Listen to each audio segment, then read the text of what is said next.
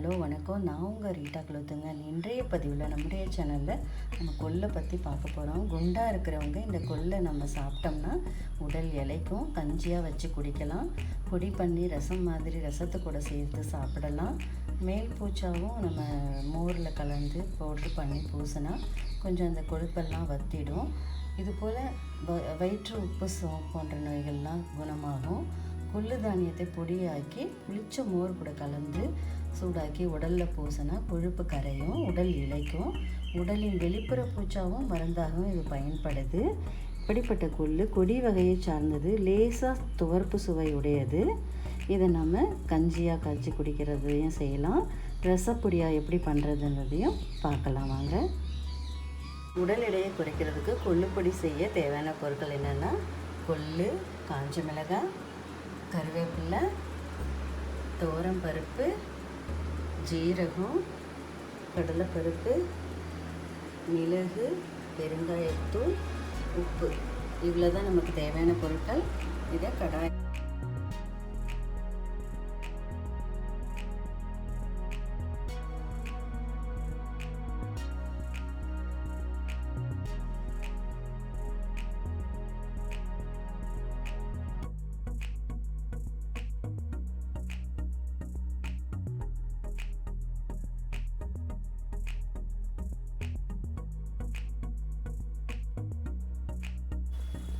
இப்போ கொள்ளு சூரணம் செய்ய போகிறோம்.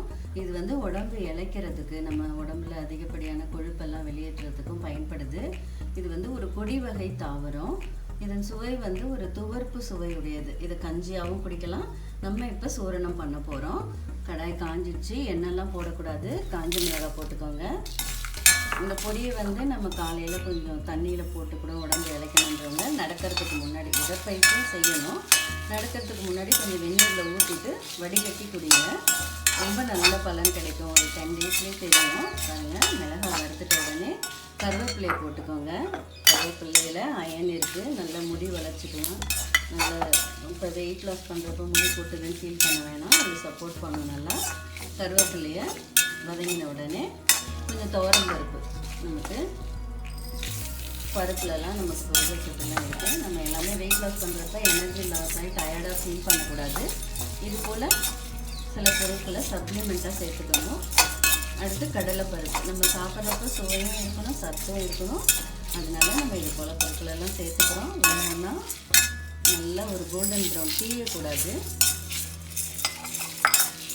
கொள்ளு பொடியை சேர்த்துக்கிறதால வயிற்று உப்புக்கும், சளி, கொழுப்பெல்லாம் கரையுதுன்னு சொன்னோம். இதை நம்ம வெளிப்பூச்சாவும் பூசிக்கலாம். கொள்ளை நல்லா பேஸ்ட் பண்ணிவிட்டு மோரில் கலந்து நம்ம எங்கே கொஞ்சம் ஃபேட் அதிகமாக தெரியுதோ அப்ளை பண்ணி அது மாதிரி யூஸ் பண்ணிக்கலாம். இப்போ நம்ம பொடியாக யூஸ் பண்ணுறப்ப ஒவ்வொன்றா வறுத்துட்டே இருக்கும். இப்போ கொள்ளை போட்டு வறுக்கணும். கொள்ளு நல்லா தீஞ்சிராமல் பார்த்துக்கணும். கிண்டிகிட்டே இருங்க. இது கூடவே மிளகு, ஜீரகம் அதையும் சேர்த்துக்கலாம். கடைசியாக வாசனைக்கு கொஞ்சம் பெருங்காயமும் கல் உப்பும் சேர்த்துக்கிறோம்.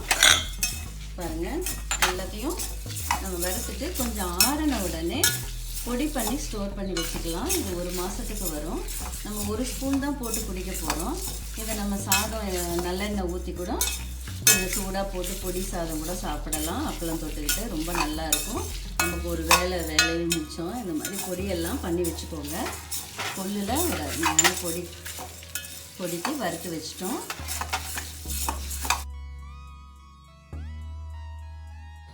கொள்ளை நல்லா மிக்சியில் போட்டு கிரைண்ட் பண்ணிக்கோங்க.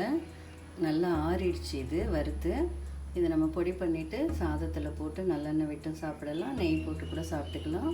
இல்லை ரசம் வச்சாலும் அந்த ரசத்துலேயும் இதை மிக்ஸ் பண்ணி பண்ணிக்கலாம். கொள்ளு ரசமாகவும் இருக்கும். இப்போ நம்ம பொடி பண்ணி வச்சுக்க போகிறோம். உடல் இளைக்கிறதுக்கு நம்ம கொள்ளு பொடி எப்படி பண்ணியிருக்கோம் பாருங்கள். இதில் நம்ம எல்லாமே மிளகு, ஜீரகம், உப்பு, பெருங்காயம், துவரம்பருப்பு, கடலைப்பருப்பு எல்லாமே சேர்த்துருக்கோம். கருவேப்பிலையும் ஆட் பண்ணியிருக்கோம். ஒரு அருமையான பொடி